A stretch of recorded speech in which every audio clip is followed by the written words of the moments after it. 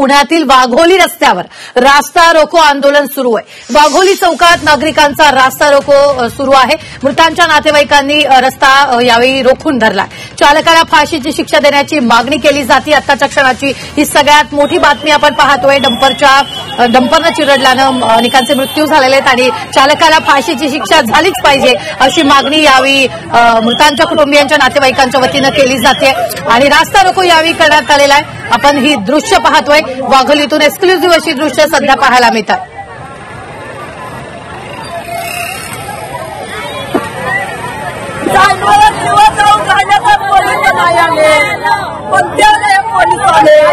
रस्ता रोको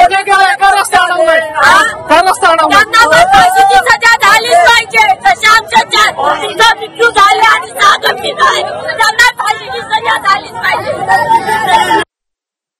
तर या संदर्भात ताजे अपडेट देत आहेत आपले प्रतिनिधी निलेश खरमरे। निलेश, मृतांच्या कुटुंबियांचा हा आक्रोश आपल्याला सध्या पाहायला मिळतोय।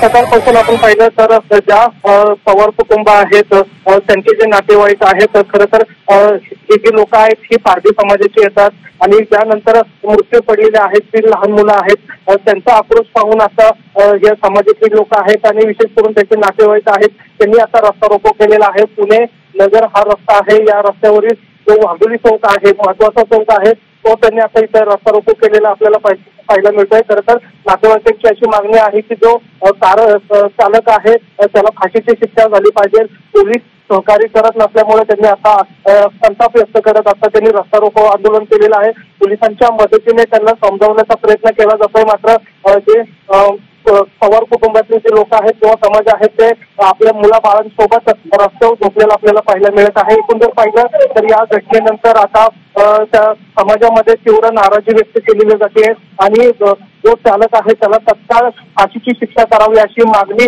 या कुटुंबांकडून करण्यात येते। एकूण जर पाहिलं तर आता या परिसरामध्ये वाहतूक कोंडी सुद्धा झालेली आपल्याला पाहायला मिळते। खरं तर संध्याकाळची वेळ आहे, मात्र या ठिकाणी जी वाहतूक कोंडी झालेली आहे त्याचा परिणाम सर्वसामान्य माणसांना पण होऊ शकतो। मात्र जी लोक आहेत ते ठाम आहेत आणि आपल्या मुलाबाळांसोबत रस्त्यावर झोपलेले आपल्याला पाहायला मिळतात।